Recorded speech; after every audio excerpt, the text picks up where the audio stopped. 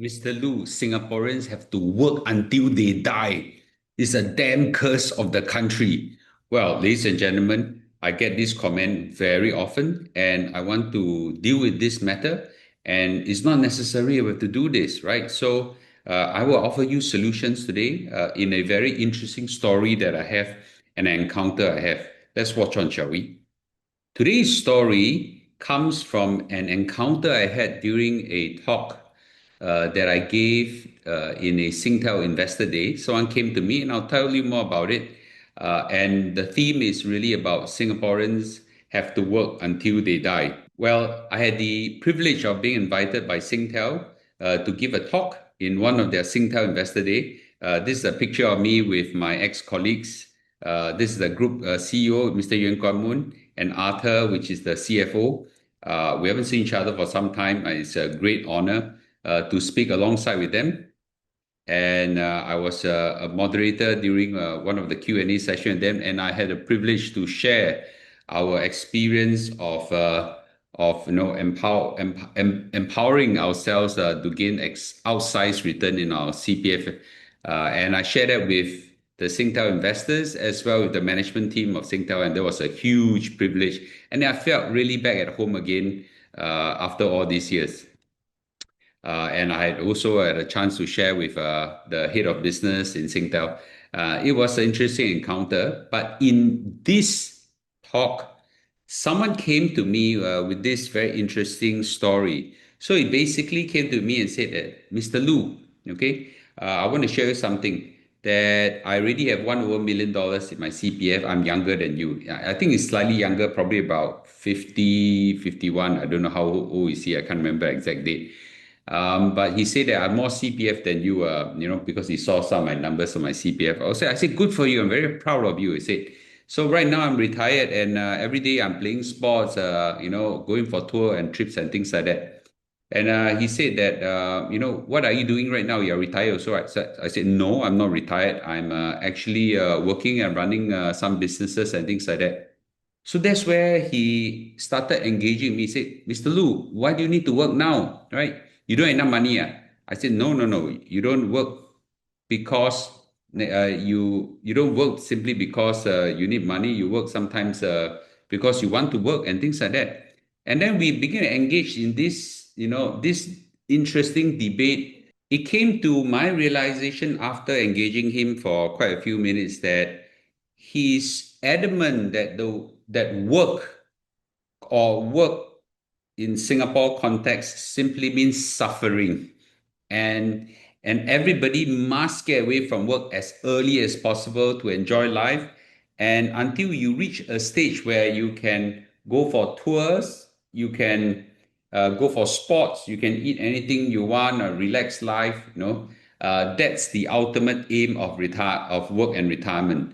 So that's where we have a different opinion. I didn't think that engaging with him in this conversation is quite meaningful. So eventually I disengaged because he was quite adamant that I have a wrong philosophy of life, and maybe some of you as well. But let me share with you some of the thoughts I have. So, why this thing about working until we die in Singapore is a big topic right now is because obviously the cost of living is very high in Singapore, and many of us simply don't have enough money for retirement. And I've seen that, right? I know the typical Singaporeans have their retirement income. Many of you send me your CPF statement and send me your income positions and ask me what can I do for retirement. And the only thing I could say is please continue to work because I don't think you have enough. I try my best to help everybody to kind of compound your investments, but there's so much I can do, especially for people who are already in their 50s and 60s. Okay, so that's a very sad truth, and it's a blessing and a curse that many Singaporeans are living longer and longer and longer. Our lifespan in Singapore is 80 over years old right now, one of the highest in the world. But if you do not have the finances to power this kind of life longevity that you have, then clearly, right, you have to work, and that's where work become a curse. Now, My view is that, we should try to find a work that we love. And I know a lot of people can't do that. I understand. I'm going to address that as well. But let me give you the philosophy that I have. Okay, I love quite a lot of my work. Okay, I don't love 100% of it, but I love quite a lot of it. It energizes me daily, give me meaning and purpose. I'm sure a lot of people say that, Mr. Lu, you look like you high energy, you sleep so late, you do so much work everywhere and things like that. Is it just simply because of a ginseng? I think the ginseng does help, but I think more importantly is that the meaning and purpose gives me extra energy, right? It gives me a sense of living, sense of contribution. And I wouldn't give this up. Why would I give this up? I don't think I need the money per se, but I really enjoy this part of work. So work to me is a privilege, right, and not a punishment. And I understand that this kind of state is not something people can easily move towards. But I'm here to help you move towards there. Give me some time, and I'll try to convince you the path towards there. So it's very clear that his definition of work, the man I encountered in the Singtel Investor Day, is work is a burden, work is only for money, and retirement means freedom from suffering, freedom from work. And very clearly, I have the reverse. I think the work eventually should be for passion and purpose, even if you don't start this way, and you should have a meaningful contribution, and retirement simply means that you are free to decide what you want to do. In order for you to enjoy the work you like, there are two paths that you can take. Number one is that you work in something that you love that pays reasonably well, okay? And that could be a job or entrepreneurship or business or something like that. So I know of many people who work in jobs that they truly love and they continue to work all the way to 70, 80 years old, as long as the employer willing to employ them. They are willing to take pay cuts even to in their older years because they probably move into part-time work as their body can't take it or their time allowance can't make it. So the other paths that people do in order to achieve something that pays well and they enjoy is entrepreneurship. They start businesses that they enjoy and they work towards that to the final day. And that's very common in businesses. But path number two is what Singaporeans are more geared towards. And I think this is a viable path as well is to build powerful income streams, powerful mass of wealth, so that you will generate rich, stable income for the days of your retirement. And I've told you before, I spent my whole 1 in 6 5 life over 10 years to teach people how to accumulate wealth. Now I'm gearing towards teaching people how to develop streams of income. And of course, leading this on top is CPF Life, and I'll talk about it later. You could be dividends, and some of you all love REITs and things like that. Now, REITs are now in a recovery. Hopefully, that will recover even better. Property is a very good income generator, and bonds as well. But you could have both paths, which is essentially what I do, right? I am an entrepreneur. I'm also a good financial investor that eventually develop streams of income. So this is something that we should gear towards. Now, this is where I just want to say it's important for us, regardless of which path you take, to build a strong income fortress, right? Now, of course, if you are generating income through work that you enjoy or through businesses that you have, that produces a decent and stable income, that's great, right? And then you can supplement that, or you could simply rely on this path. Now, let me emphasize again, our CPF Life is a powerful income generator. Nothing in the private sector in terms of annuity can beat this. And I need to say again that, we have got paths that can reach 4,000 and those people who attend my course, you even have something higher. That's something more private. And also, for those people who love dividends, there are many dividend stocks that give you this powerful income. Let me also say this, growth stocks can also give you very good stable income if you know how to engineer it. I'll share with you how to do it. I'll let the income grow up, take out a portion of it, then distribute that as a steady income.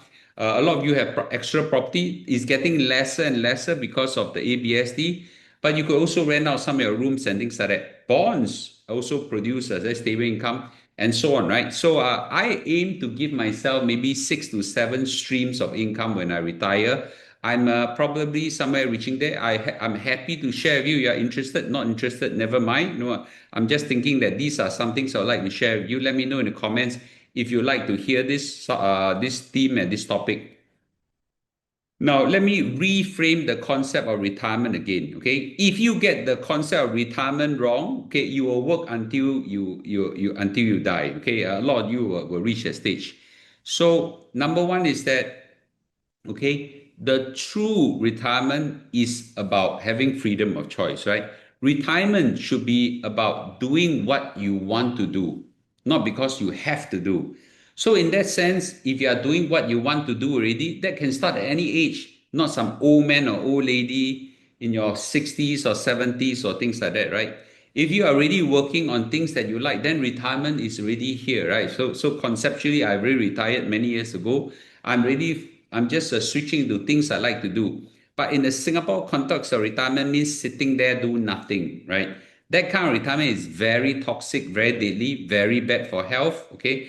I don't think that's a healthy way of retirement. So I think, let me put it categorically clear, we should not fear about working until we die. We should fear in working on something that we hate until we die. So if you are doing something very enjoyable, something very meaningful and purposeful, and something that generates a decent income, okay, you want to work forever as long as you want, right? If you're enjoying it.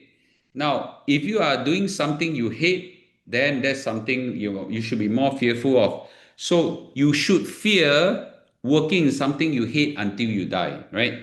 So I think that this is what I think the life philosophy should be for everybody.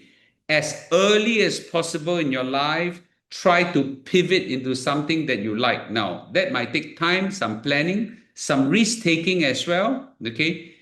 But if you don't do that, then you are working with something you hate until you die. So if that is the case, then that's very negative. That's very bad for your health, and that's also very bad for your life, right? So what are the action plan you need to take, right? First, you need to get it clear in your mind. Okay, work should be about joy, purpose, and contribution. All three come together.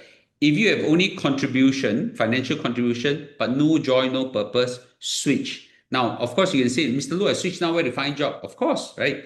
So now I think it's difficult, especially economy is not exactly the best of shape. But at some point of time, you got to think about switching into something towards a path. You have to plan financially and execute it well with streams of income ultimately, or maybe building businesses while you are still able to.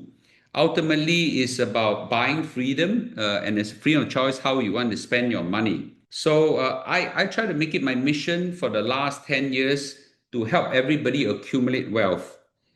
The next path of my 1865 life, I'll also start to educate everybody, not just on this part.